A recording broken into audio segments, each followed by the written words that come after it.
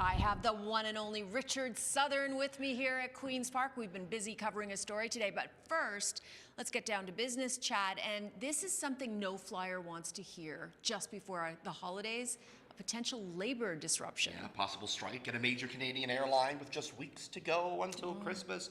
It's possible 2,100 flight attendants at Air Transat are threatening to walk off the job. They've been without a contract for more than a year, Cynthia. Okay. And the earliest that they could be in a strike position, January 3rd. So kind of right when people are maybe trying to get home. Coming home. Interesting. That could give them more leverage. 100%. Maybe that is why they're picking now as this time to walk off the job. I'm not sure. There's a number of issues on the table that they say they want dealt with, 33 different issues, but no surprise, compensation is a big one. They're looking for some more money. Right. And there's a bit of a precedent setting. You might remember earlier this year, WestJet, its major union, had an 11th hour deal to avoid a strike at WestJet, and there was some serious uptick in compensation there.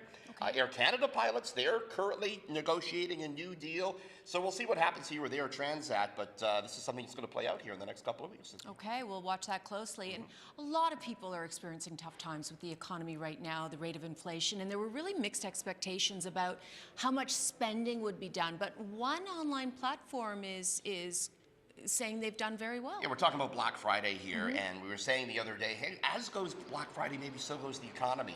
Or will people come out and spend, or will they not? People came out and spent a lot of money. Maybe because they thought they were getting a ton of deals? Maybe so, because retailers were rolling out deals. Shopify, the big e-commerce platform, they say Black Friday sales this year were up 22% over last year. Oh, wow. Interesting. The average bill for Canadians, they were spent on average, this is big, $171. That's pretty good. That's pretty good. What were they buying? Cosmetics led the way. Things like necklaces, shirts, earrings, underwear, and socks. I always love to hear what people are buying. I know. It's kind of a lot of these basic everyday items for the most part. I don't think underwear on Black Friday. I just don't. No. I would like to want something, some cool electronics or something. Exactly. I may have bought something, but I can't tell you what. Anyways, politics. Is it for me? Maybe. Okay. Sure. Politics, big here at Queen's Park, and a lot of political play between the mayor and the premier as a new deal was struck for Toronto. Right. I mean, the premier coming to the aid of Toronto and its big budget shortfall. You know, as you and Mark McAllister have been talking about, taking responsibility of the gardener of the DVP. Ford says that's going to save the city $7.6 billion on costs over the next many years. The worry, I guess, for the city, Cynthia, is more immediate. They have this $1.5 billion shortfall, and the government's only helping them out to the tune of $1.2 billion here.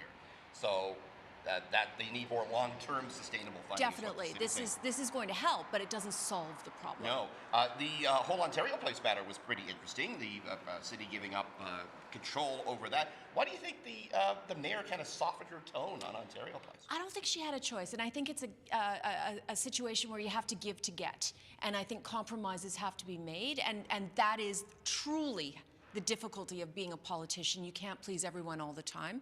But I think she knew it was a losing battle, that the city wouldn't win when it came to Ontario Place. At her point today, which echoes what Doug Ford has said, is it's Ontario Place, it's not Toronto Place.